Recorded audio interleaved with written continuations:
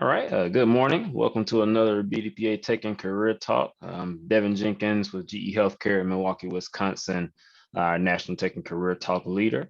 For those who may be unfamiliar, BDPA is Black Data Processing Associates, started in 1975 as a way for professionals in the tech industry to connect, but also advance from the classroom to the boardroom is our mantra. So a forum for connecting and continuing to make sure we have a diverse pipeline of talent in the tech field, which is why we have an emphasis on building computer programming skills among the youth as well. So rich history. I'm in BDPA. The Tech and Career Talks take place second and fourth Friday of each month. We have a range of speakers. We've covered data analytics, cloud, entrepreneurship, diversity, equity, and inclusion this year, and we have more to come. So we're excited to have Austin Woolridge with us this morning, co-founder and CEO of Players Lounge. So I will do a quick reading through of his bio, and then we'll jump into a conversation with Austin. As always, feel free to let us know where you're joining us from in the chat. If you have questions or thoughts throughout, drop them in the chat so that you don't forget. And then we'll have some open Q&A at the end as well. Let's get into it. So Austin is the CEO and co-founder of Players Lounge, which is a platform for gamers to play their favorite games in head-to-head competitions and tournaments for cash prizes. So with Players Lounge, gamers receive a social and monetary return on the investment of their gaming time while making video games even more fun and exciting. Players Lounge services millions of dollars in prize money each month and has been featured in the Wall Street Journal, Washington Post, Fortune, and TechCrunch. Austin holds a bachelor's in history from Wesleyan University, where he was a four-year starter on the men's soccer team. He also is an accomplished music producer for the Arsenal's production duo, scoring hits for French Montana, Fabulous, Pusha T, and Kid Ink. So glad to have Austin, a man of many hats and talents, with us today. How are you doing, sir? Doing great. Thank you so much for the intro and appreciate you having me on here and looking forward to chatting and hopefully sharing some knowledge that could be helpful. Great. Well, let's jump into it. There's a few things in your background I could have a few conversations on, but I'll let you kind of give us the story. Just tell us a little bit about your upbringing. Tell us about your childhood and just where everything started. Yeah. So I was born in Brooklyn. Grew up in New Jersey, a town called South Orange, and I was very entrepreneurial from a young age. I think that's something that my parents kind of allowed me to explore. So I guess where I like to first start on that journey. Well, first, I've always been like really into video games. That's been a big part of my life. Like, so I'd always like go to school and then I'll play soccer and then play video games. That was kind of like the rotation. And so when I couldn't, there were so many games that were coming out, and when I couldn't just go out and get the new ones like every week, they were like $50 a pop back then, and my parents weren't giving me the money to get that. So when I was actually 10 years old, I figured out how to use eBay and sell my games that I beat to get the money to buy the next ones that I wanted. And so I really I wouldn't be able to explain like how I figured out all that stuff, but was able to get these new games and went on my way. So I've always been like kind of dabbling in ways that I was able to kind of make my own money or work for myself in some capacity. And so the next, I guess, phase of this was I had some family friends whose kids played video games, and sometimes I would babysit them. I was like only like 13 or 14 at the time, but they would have so much trouble beating these video games. They were getting harder. And so while I was babysitting, I would help them out, like help them beat this level, blah, blah, blah. And then they would tell their parents, like, hey, like Austin, help me out with this level. Like, I can't beat this next one. Can we get them over to like help me? So basically it was like, okay, so let me start this like video game tutoring opportunity here. Let me take advantage of it. I also think like a family friend was certainly like helping me foster my entrepreneurial spirit here by like paying me to do this. And so, yeah, I would go over and help these kids beat these video games, basically like a video game coach before people made multi-million-dollar businesses around the concept. Like I was doing it when I was 14. And then I guess the next kind of milestone would be in college. I was very, very curious on like how people were making money online in a passive way and in a and like a decent amount of money, like not just like something to I don't know, buy some new sneakers with, but like people were actually making good amounts of money online. So I basically came across this concept of affiliate marketing. For those who don't know, affiliate marketing is basically promoting other people's products, and if you successfully get a conversion, then you get a percentage of the sale. And so I took all this research and this information that I gathered on how to make money online, and I didn't actually go do any of those things. So those things were like eBay, blogging, data entry, taking surveys for money, all this stuff. So instead of going out and say, hey, I want to go do that, all those verticals had products that you could promote and get other people to buy and try to go through that path. And so I thought, hey, that's probably the more scalable, more passive way, because I don't have to do much to basically convince people to purchase these products that could help them make money online. So what I did was took all the information and wrote an ebook. I think you could probably like literally Google like ways to make money online by Austin Woolridge and get something. But basically, I gave this ebook out for free on torrent sites like Pirate Bay and like Mini Nova and like all these sites that like where people would download like pirated content, stuff like that. And it was getting downloaded in droves. And so in the book, it had like dozens of links to products that could help people make money online, but they came with like a cost, like, I don't know, $25 to $100. And then I would get a commission on the people who would read it, click the link and buy it. So my freshman year in college, I was making like, at some point, like $2K a week on this thing. I couldn't believe it. But everything kind of has its ups and downs. And so that like eventually petered out. But to basically sum up your question, I've always been attracted to figuring out ways to make my own money and do it in a work smarter, not harder way. And that has always like followed me throughout my life. Yeah, that's quite the story.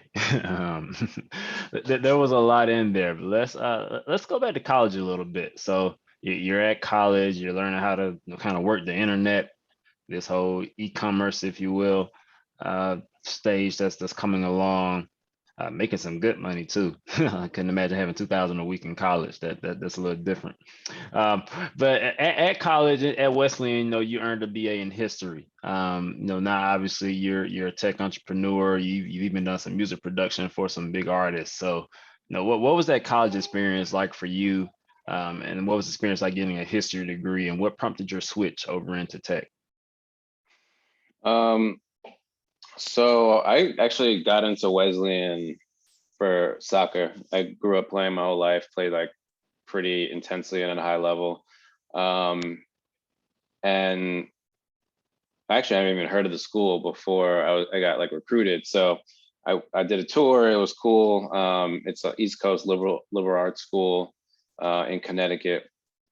And when I got there, like obviously you have to pick a major and figure out what you want to study. And I always knew that I wanted to be like an entrepreneur. I didn't want to work for somebody. Maybe there might have been required a step to like get to that eventual goal, which proved to be the case. But like, I knew that I didn't want to like, I don't know, be a teacher or whatever, even though I was like getting a history degree. And so the reason why I chose history is because it was something that I like to learn about. I love to learn about history. And so to get the best possible grades, I wasn't doing it to set up myself up for a career. I was doing it because I would actually be down to like do the work, do the reading, whatever required. And so when it was time to graduate and figure out what I'm going to do with this like quote unquote history degree, it was never really like part of the process. So my dad worked on Wall Street. He was like one of the first Black partners at a lot of Wall Street firms. And so I kind of had like a lane to enter in the financial industry, in the banking industry, but like I knew that's not where my heart lied. I knew that's not what I wanted to do. And so when I graduated, I've always been attracted to tech, as you like, given my backstory and all this stuff. That's where I like would gravitate towards. And so I found a startup in New York called Fueled that they were building iPhone apps as an agency for. So that whole like model was very new because when I joined in 2011, the App Store was just released. So it was kind of like the Wild Wild West for apps. So it was like a gold rush now looking back at it. And so I was attracted to that. So that's kind of where I landed right after college. And that's how I got into like tech on a full-time basis. No, that's cool. And it's, I guess it's funny when you hear the motivations people have for some of the decisions they make. So history was a means of playing soccer, at Wesleyan, but no, it turned into so much more. So let's transition over to Players Lounge. Let's get into your baby. What is Players Lounge for those who may not be as familiar, and how did it come to be? So Players Lounge today is an app that connects gamers who want to play their favorite video games for money. Right now we focus primarily on some of the biggest titles in sports, so like NBA 2K, Madden, FIFA, but then we also offer like other popular titles like Call of Duty and Fortnite. So it really came to be because when I still live in New York, but in my like mid-20s, I think the World Cup was on, and the World Cup reminded me how much I missed like playing soccer. I didn't really play since I graduated, so like 3 years, and then missed playing like video games because I'd always play like Madden, 2K, and FIFA with my team, and also like the football team and basketball team. Like when we couldn't go out because we were on the sports team, we couldn't go out on a Friday or a Saturday. We would usually just pile into people's dorm rooms, including myself, and play video games. And more often than not, there was some money on the line. And so I basically wanted to bring that experience back, but in New York, people's apartments are a lot smaller than dorm rooms. People are busy, their schedules are a lot more hectic. And so I was like, it's not really feasible to just bring everyone into a small apartment, but how can I recreate that in another way? So the idea was actually to host the video game tournaments at bars throughout New York. Centralized location, like bars are kind of where the social scenes are at. And then it also just makes video games more social. And you're going not only to like play in a tournament where you could potentially win money, but you also come in and meet new people. So that's really how it started. And my co-founder and I did events for about 18 months throughout New York. We did some in California, we did some in Toronto, we did some in England, and it like picked up some legs, but events are not that fun to run. It's like the logistics can get a little crazy, especially as you scale up. The margins aren't great, and it's very capital intensive. Like we have to buy consoles and games and like controllers, they break, batteries need to be replaced. So there's a lot of like physical depreciating assets involved. And at one point I was just like, hey, like we have to pivot into something digital where the infrastructure is already built out there. So it's in the same way that like an Airbnb or Uber, they don't own any cars, they don't own any property. The infrastructure is already in the hands of the people, and they're just building a marketplace around it. So that was kind of the reason for the pivot. Like everyone has their consoles and their controllers and their games sitting in their living room. They have their own internet. So now let's just connect the people through an app who want to play video games for money, as opposed to requiring people to be in this physical location at any given time.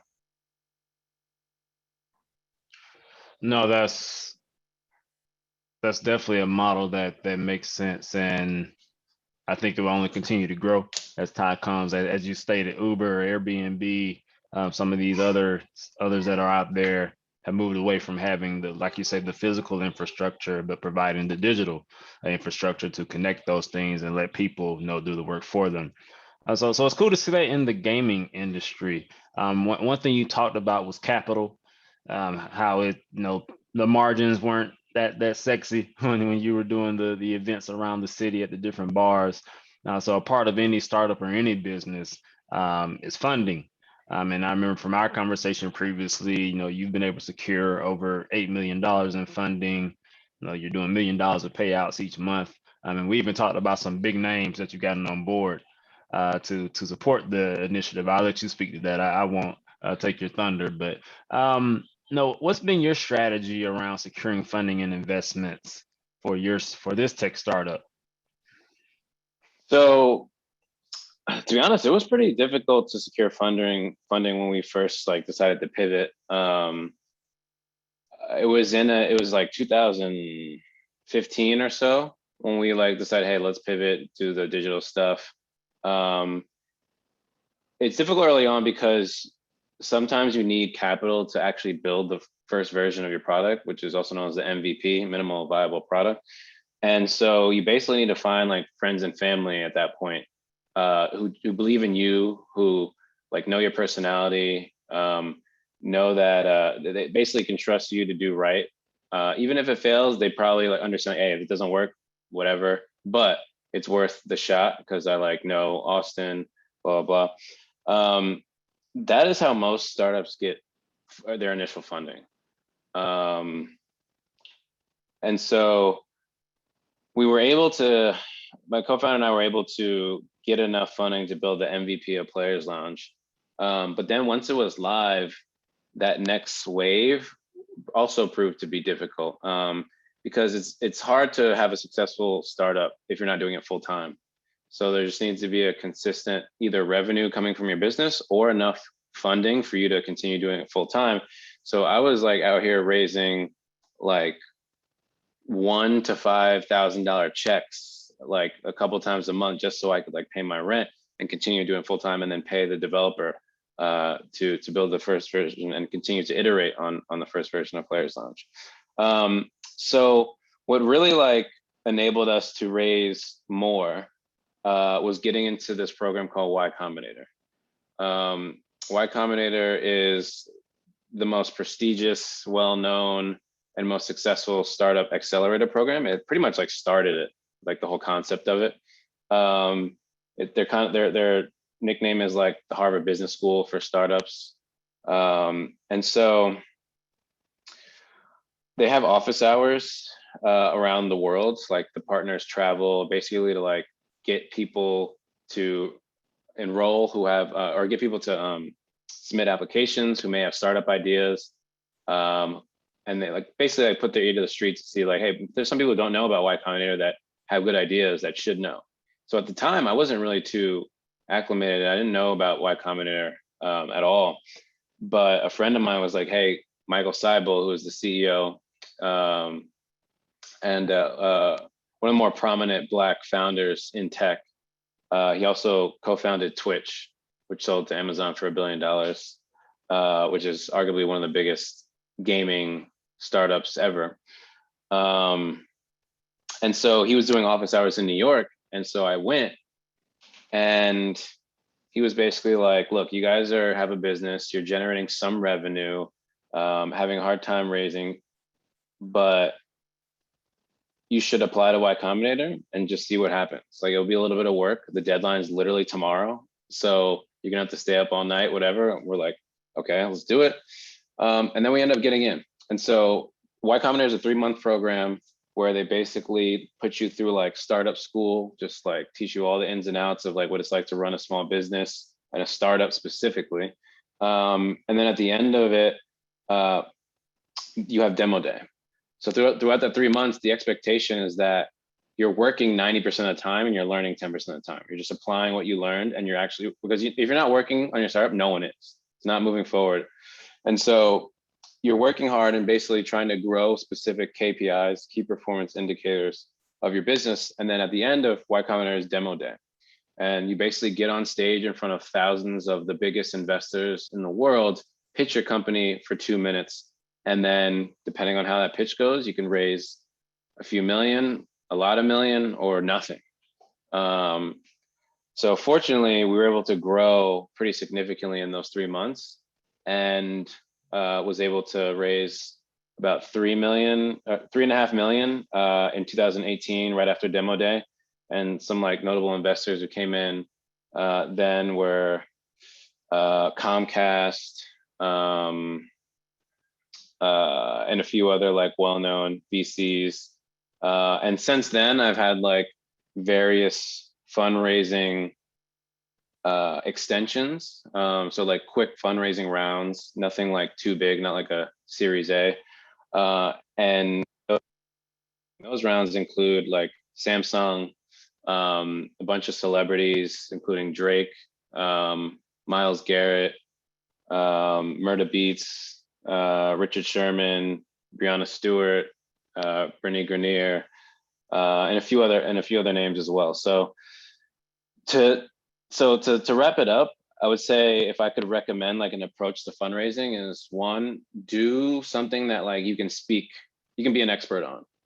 Don't ever do something that like say, hey, like I see this problem, but I don't care about it enough to like be an expert on, because investors will see right through that. They're not going to trust someone who hasn't put in the work, and wouldn't, if you ask that person any question about their space, their industry, they should be able to answer it like immediately. If you hesitate, if you have to think, if you don't know everything about your business, then like it's going to be near impossible to raise money. And then once you do have that idea, or once you do have that like kind of foundation, or you have some sort of product out there, then it's just like working really hard and understanding that they're investing in you just as much as your business. And so the numbers will always like will always trump everything else. Like, hey, if you're making $1 million a year and then next year you make $5 million, like people are gonna want to throw money at you. That's guaranteed. But if you make $1 million a year and then next year you make 1.5 and it's not that big of a jump, then if you want to raise money, then you have to rely more on you and your character and your vision, being able to pitch, being able to sell. So fundraising isn't easy, but if you have something that you're passionate about that you're doing, it will come a lot easier. No, thanks for sharing that. That's insightful, and it's real. But it's inspiring. You know, and Drake's the biggest artist in the world right now. You know, and he's invested into a product that you built. So I think that speaks volumes to what you all been able to do. And I like the fact that you shared the thought around joining, you know, an accelerator of some sort, to really learn the ins and outs of what you're trying to do and get connected to some resources to help propel you forward. So thanks for sharing that as well.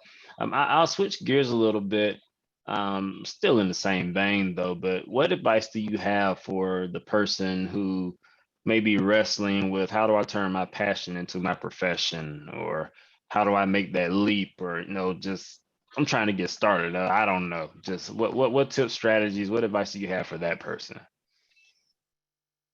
It's a good question. I would first say I was in a position like that where like I clearly didn't want to work for someone. So I had this like first job. I quit to do music full time, did music for like 9 months, ran out of money, music industry sucks. And then needed another job, which I started. It was actually this headphone company called Master and Dynamic. And I didn't like want to work. I didn't want to work there. I didn't want to work for somebody. And so you don't want to like force it, because if you just find like a random thing, like, hey, like I'll just try this, and it's probably gonna fail. Like most ideas fail, and you just have to like wrestle with that truth. But one thing that really like gave me motivation was a book I read called $100 Startup. And it's basically a uh, a bunch of stories, like real stories about people who took some time out and applied it to their side thing or passion or something that they just enjoyed doing. Like it could be something you weren't getting paid for whatsoever. It's probably most of the stories actually. Like you're a photographer, hey, like all of a sudden a friend wanted me to take pictures at their wedding, and then they actually turned out well. And then all of a sudden, like that friend is referring me to other people who were at the wedding who saw the pictures, like, oh, where'd you get those pictures? They're great, blah, blah, blah. And then that's the moment where you seize and like, okay, like here's an opportunity. If I spend more time doing it, then it has the potential to be something that I could live off of, or something that can get me started in my journey to like actually enjoy like what I'm doing for a living or something like that. And so my moment was the whole like, hey, I missed playing video games. I do that. And I just started walking around Brooklyn, going to bars and saying, hey, like, can I introduce a FIFA night or a 2K night? 10 said no, but then the one that said yes, that was the reason why Players Lounge grew to where it is today, and it continues to do so. So first, I would say read that book. It's pretty inspirational. It's called $100 Startup. Two, just look at your life and figure out like, hey, what do I like doing? Is it something that can be like turned into a business? It could be something that can make me a little bit of money, or if I put more time to it, can it take me somewhere? And if not, don't rush it. Like something may come, because I wasn't ready to just like start a business around video game wagering. I just did it because it was something that I wanted in my life that I didn't have.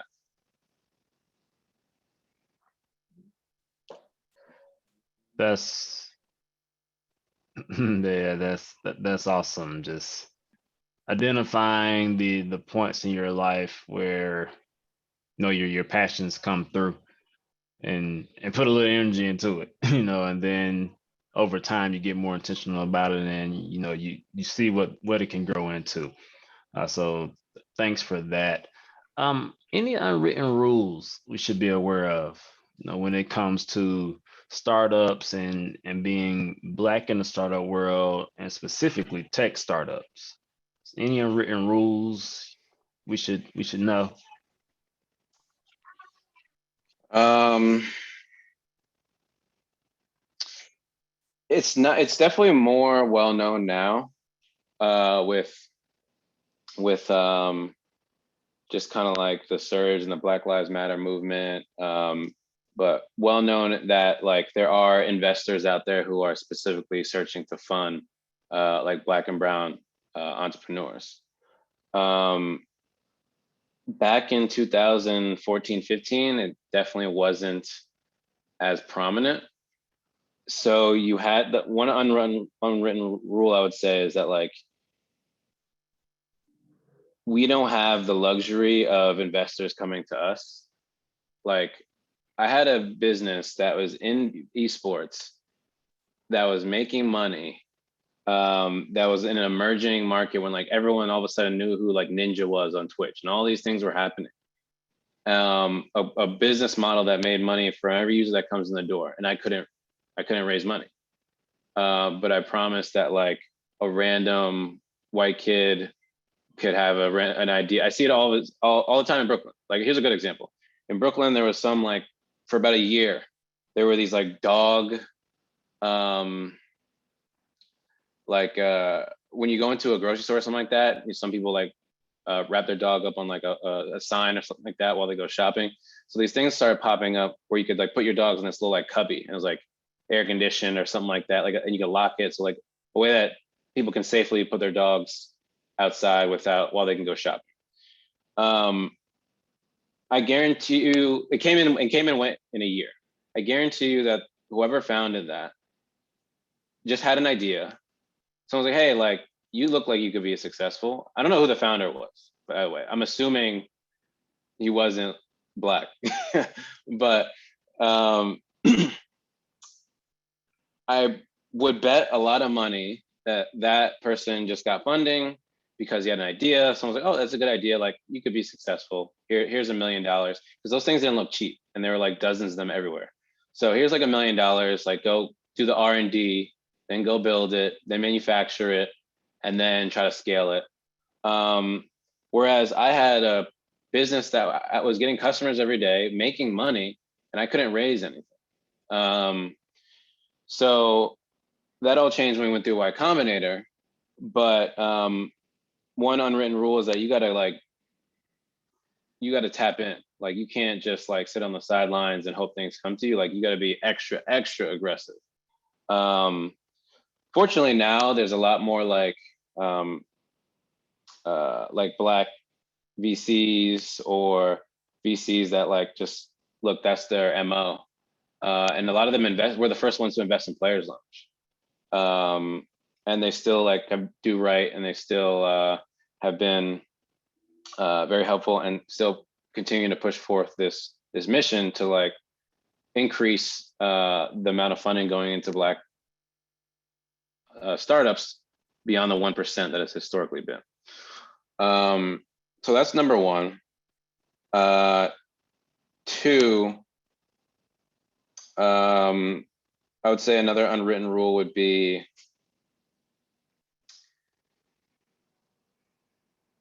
you have to completely remove yourself from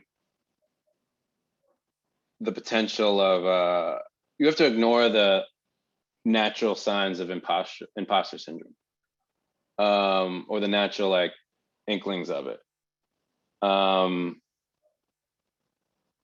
Because you don't see, the community is getting larger, but you don't see too many like, there's no like Black and brown like support groups when it comes to like being an entrepreneur, or just like groups in general. Like, hey, how can I safely talk about this and talk about that?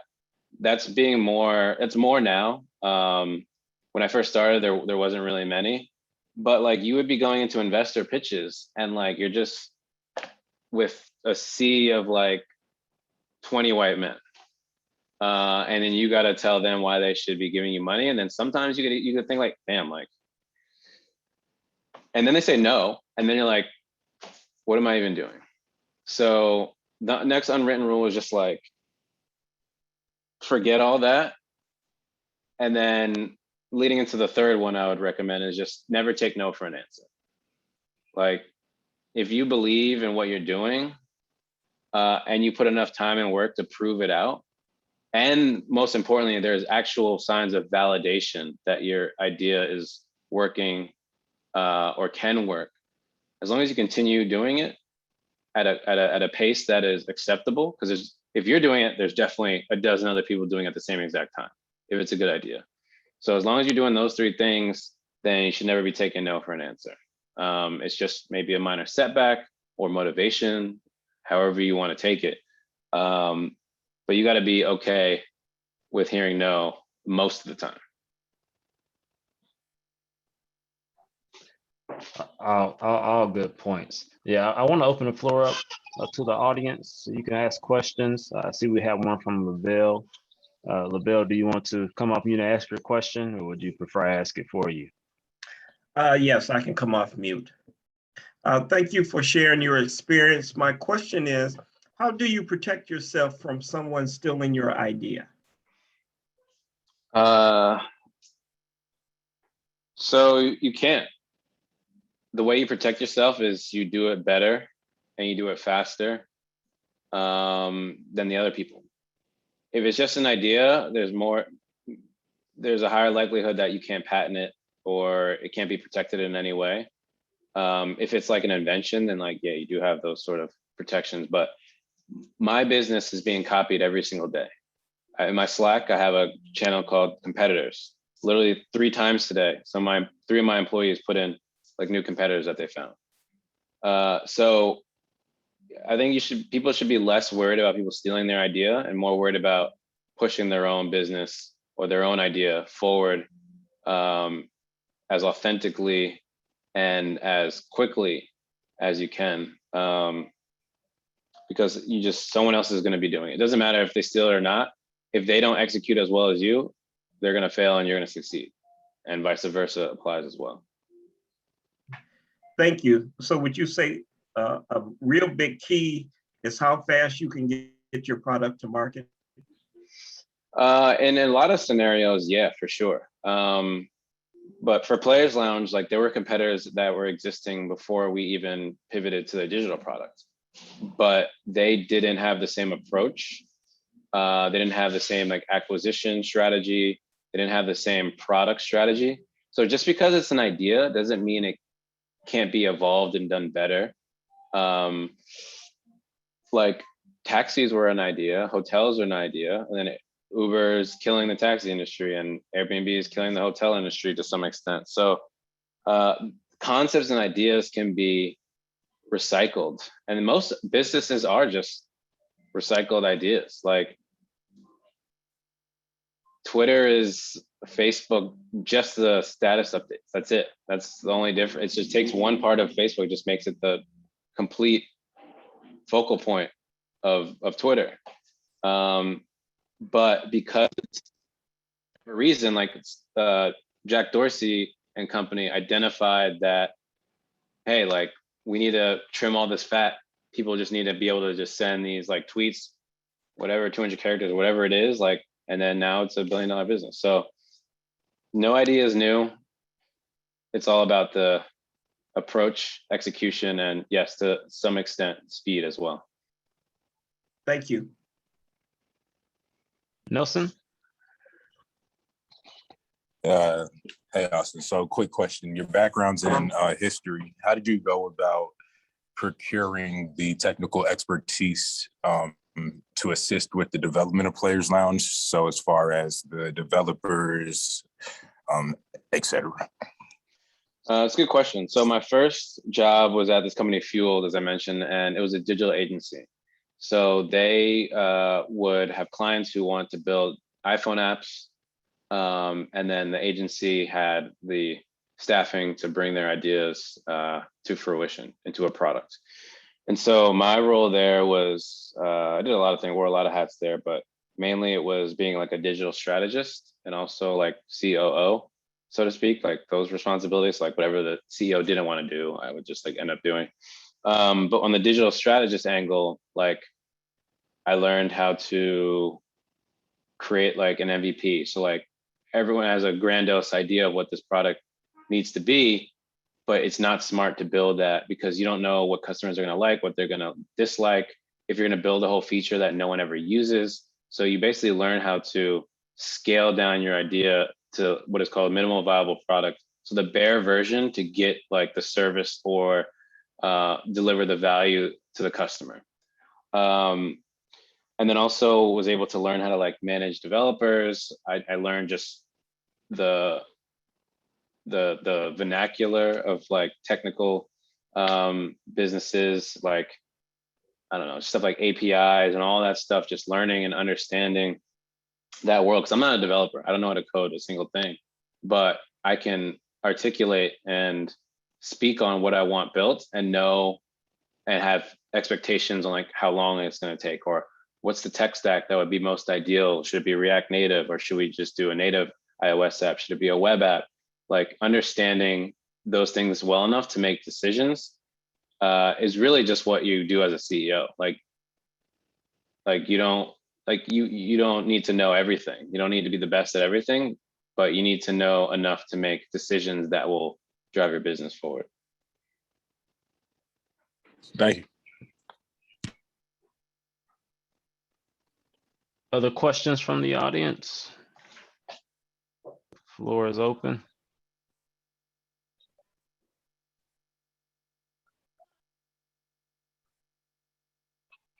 Hi, this is Charissa. I have a quick question about what advice can you give to college students who want to break into your industry? Because I have 3 young men who are now in college, my stepson, my nephews, they're all interested, they all play video games, they're all taking different majors in college, but I know that they would like to be in the tech field and preferably in the video gaming field. That's something that they really want to shoot for. So I want some advice to give them. Yeah, so the video game industry is pretty broad. So if they want to work in tech at like a startup that is around video games, there are a few sites out there that are helpful in kind of filtering out businesses towards like what you want.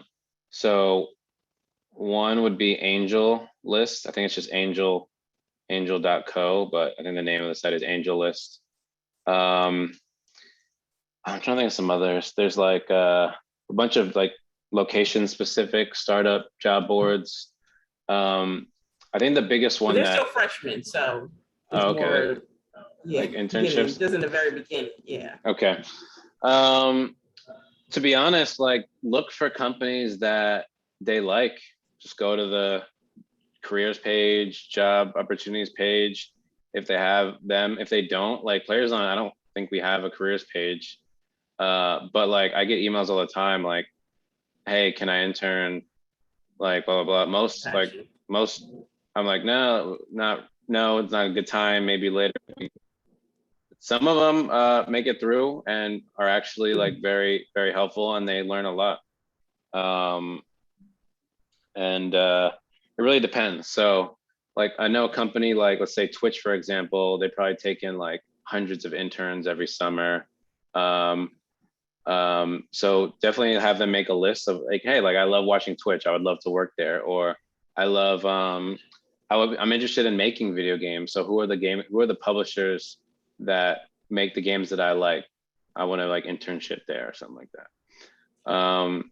Yeah, so at the end of the day, like if you apply for a job, you're certainly giving yourself a chance, but that's the easiest avenue. So you're putting yourself in a bucket with way more people than if you actually kind of like go out of your way and say, hey, I know someone who might know someone at this company. Can I get a direct intro? Or just send like a cold email to an email address that you discovered of someone at that company. Like, hey, like I'm really passionate about like what you guys do. I would love to work here, blah, blah. Stuff like that happens all the time. I'd rather hire someone who has gone through the effort to do their homework, find my email, and then say, hey, like I saw your interview here at BDPA, like blah, blah, blah. Those are the people who I think get hired more. Yeah. Okay. Awesome. Thank you so much. Mm-hmm. And I think it's cool that you had that you majored in history, I think you said. Yeah. I majored in psychology and I work in tech also, so I know how you can do the transition without even going back to learn. You just learn on your own. So. Yeah, absolutely. That's what I did. It's definitely better than going back to school and spending more money. That's for sure. True. Any other questions or comments from anyone? To make sure everyone has an opportunity and make sure no one is speaking on mute.